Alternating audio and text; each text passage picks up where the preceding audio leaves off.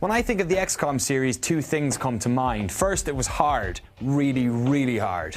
This was back before everyone started playing video games, so before games had to be made for everyone. Before every first-person shooter felt the need to teach you how to duck, jump and shoot like you'd never done it before. Like the past 10 FPSs you played hadn't already forced you to do bits where they taught you how to duck, jump and shoot. Secondly, it was dark. The atmosphere of XCOM was foreboding and uninviting. These were games that forced you to struggle through hardship to get to your goal, and in an industry full of struggle and hardship, the story of XCOM's development has more than most. When Take-Two acquired the all-but-dead XCOM name in 2005 and the rumoured first-person shooter was revealed, fans of the older games took to the internet and demanded a return to its turn-based strategy roots. And lo and behold, there was already one in the making. So, as we're only mere days away from the rebirth of this beloved franchise, I thought it was worth looking back at the often tragic story of XCOM, a series of games that succeeded despite widespread mismanagement and an intellectual property that's been handed around more than a joint in a hippie circle. Mythos Games was a British video game developer that consisted of brothers Julian and Nick Gollop. The first XCOM was originally planned to be a sequel to their 1988 game Laser Squad, but their American-based partner and publisher Microprose were concerned that it lacked the scale of Civilization, a game by designer and Microprose co-founder Sid Meier. So in 1994, the brothers, with help from two artists from Microprose, released one of the most fondly remembered turn-based strategy games ever made.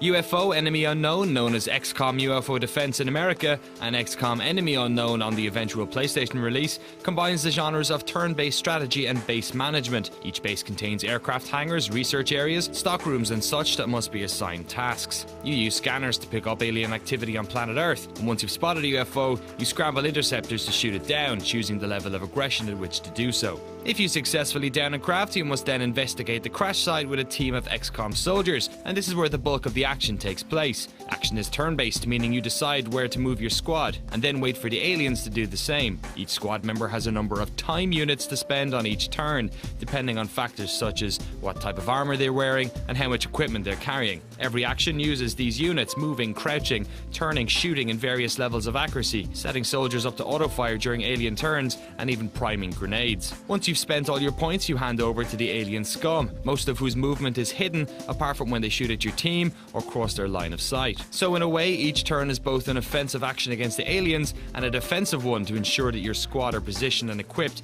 to survive whatever the aliens have to throw at them. Essentially, it's like a game of chess, but each player moves several units per turn. Those of you unfamiliar with turn-based strategy games may see it as a somewhat sterile environment, but in fact the action was incredibly intense. A thick fog of war prevented you from seeing much of what was happening. Eerie music and the sound of distant gunshots and civilians' dying screams haunted the landscape. The fact that in the early missions your soldiers could be killed in one or two shots didn't help either. And even if you made the decision to retreat, getting your soldiers back to the ship was terrifying. I used to get too freaked out and just fly away without them. As you progressed, you'd gain additional funding from the nations of Earth and expand operations around the globe. You'd research items and alien corpses found on missions to manufacture better weapons and technology. You'd fight harder aliens capable of controlling the minds of your soldiers and use tanks to gain the advantage on the battlefield. In the final mission, you take the fight to the aliens by flying to the Cydonia region of Mars, eventually blowing up a biocomputer called Alien Brain. With the success of UFO, Microprose wanted Mythos to make a sequel in under 6 months. Mythos owner Julian Gollop knew the only way to reach this frankly ridiculous goal would be to make only very basic changes to the original game. The brothers were uninterested, and so Microprose licensed their code to their own UK-based studio, while Mythos began work on a third game. Around this time, Microprose UK also began work on a first-person shooter project known as XCOM Alliance. They were probably just done with the crouching and jumping tutorial by the time the next XCOM came out. Terror from the Deep took place in the 2040s when a new species of aquatic aliens began to emerge from a 65 million year slumber. Though it was another fantastic game, it was essentially a reskin of the first. All of the action now took place underwater, with underwater bases, underwater interceptors, underwater missions against underwater aliens using underwater guns, like spear guns. None of the alien devices you backward engineered from the first game could be used because, no I'm not kidding, salt water. Sure, they could send a team to Mars to kill an alien computer, but God forbid the laser guns work in salt water. I mean, you only had 40 years to research salt water. It's not like the guns on the new intercepting craft actually worked underwater or anything. Oh wait. It had a few changes. For one, it was actually even harder than the first game, though the early levels seemed fairer. During the game, you learned that the aliens came in a massive spacecraft that crashed into the Gulf of Mexico, killing the dinosaurs. In the end, you destroy the ship and are victorious. Hooray! But XCOM isn't a game that does happy endings. The destruction of the ship triggers an environmental catastrophe, destroying the global ecosystem and plunging Earth into the apocalypse.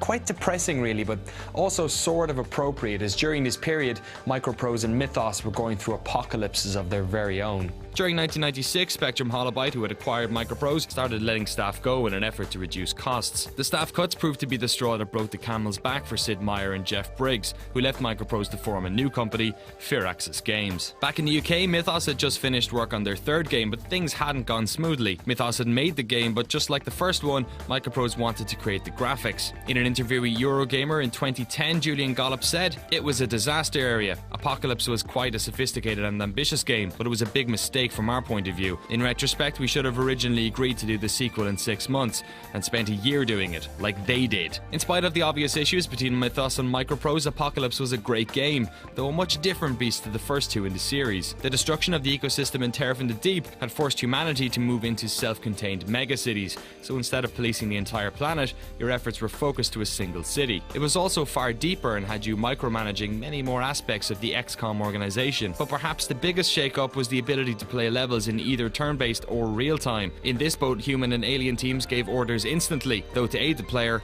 orders could be given while the game was paused. Apocalypse proved to be the end of Mythos' involvement in the series. Worried that they'd most likely lose the IP if they went to court with Microprose, they struck a royalty deal for XCOM Apocalypse and handed over the license. With Microprose now in control of the ship, the next chapter in the series traded out genres entirely. XCOM Interceptor was a space simulator which took place between games 2 and 3, as humans were forced to look into space for resources. Outside of the standard space shooting fare, there were shadows of the older games in the form of manageable resources and research. It wasn't well received and did little to support Microprose. Their stock was dwindling, and in 1999 Hasbro acquired the Trouble Studio and a number of titles that were seemingly in development limbo. Falcon 4.0 was released after 6 years in development to underwhelming sales. Many hope that 2 unreleased XCOM games may turn around the studio's fortune: Alliance, the first-person shooter which had been started by Microprose UK, and Genesis, a 3D throwback to the original trilogy. But alas, it wasn't to be. In December 99, Hasbro closed down the studio, postponing both games and leaving the XCOM name without a home. So what do you do when you own an intellectual property that people love, but don't employ any of the people that made that series great? I wonder if my friend knows. Hey Bobby, yeah, so what do you do when you own an intellectual property that loads of people love, but you don't actually employ anyone who made that series great? Oh, okay, yeah, that makes sense. Yeah, why didn't I think of that? Thanks, Bobby. Apparently, you milk it till its balls fall off.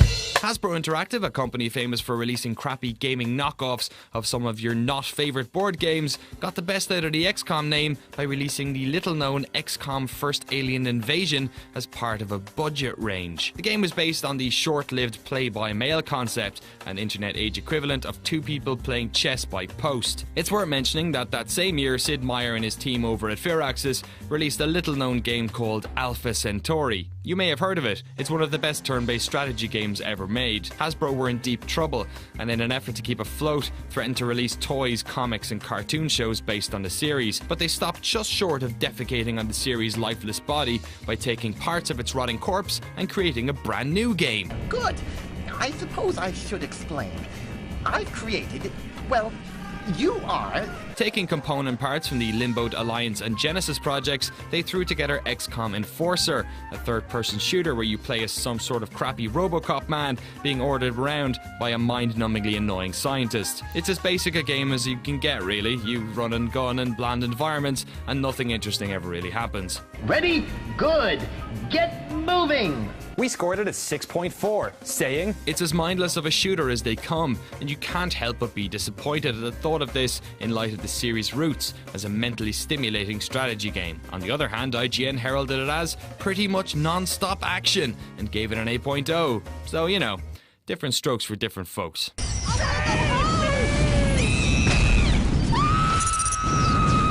As it happened, Hasbro didn't even get the chance to release it. With the dot-com bubble burst in 2000, Hasbro Interactive Studios started to be shut down one by one. Eventually their assets were sold to French company and owners of Atari Infogrames, who released the game in 2001. As it happens, they did little else with the series, apart from posting a website for Alliance in 2002, only to pull it down again a few days later. And that was it. It's been 11 years since the last XCOM game, and 18 years since the original. In 2002, the Gollop brothers released their spiritual successor to the series, Laser Squad Nemesis, but the XCOM name remained untouched until Take-Two acquired the IP from Atari in 2005. Since then, the older games have been released on Steam, and 2 new games have been announced. 2K Marin's first-person take on the franchise, which has been delayed and pushed back several times since its initial announcement, and a 3D turn-based strategy game called XCOM Enemy Unknown, being made by a little company called Firaxis Games. Poetic really, isn't it? So have you played any of the old XCOM games? Which one in the series was your favourite? And are you looking forward to playing XCOM Enemy Unknown? Please let me know via Twitface or leave your thoughts in the comment box below. I do actually read them. Sorry to everyone from Russia. Next week on the show, we're going to cover a franchise that we sort of already did in the zombie episode last series, but with its fantastic review score, how could we not do an episode of Escape about Resident Evil? What? What is this? What is it?